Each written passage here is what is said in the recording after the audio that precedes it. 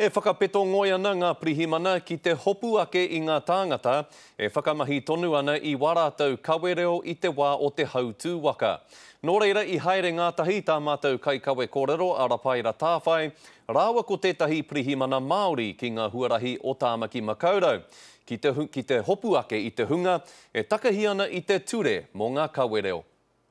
Ina te maha ana pirihimana ka kitea e traiwa ana i nā waka kore māka.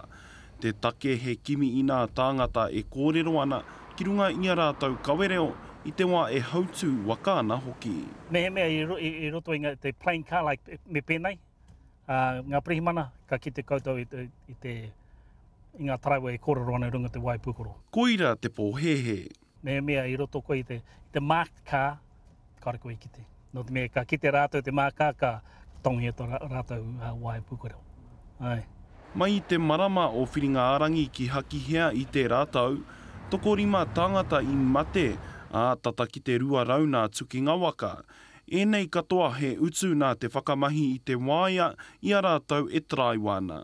Ko te mea tika mō tātou, me tiki rātou ngā taraiwa, tētahi hands-free, kora te mea tika mō te traiwa. Hei tā hai hana Richard Waihi, kai a tātou tonu te whakautu, ara me pēhea te whakatika i tēnei take. Ko te mea nui mō tātou, ko te mātauranga ki te education, ki te educate ngā taraiwa.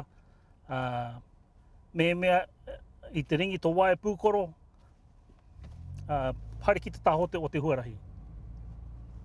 Aukati tō motokā ka kōrero. Ki te mau tētahi e kōrero ana, ka whaina hia te waru te kautāra. He rua te kaumārima nā ta taurana hara te hāmene. He pai ake te utu i tētahi ringa kore. Meheme i te haere rātou ki Dick Smith, waru te kautāra, te utu mō tērā. Kia tūpato, kei mau koe i e nei karu koi. Rapaira Tāwhai, Te Karere.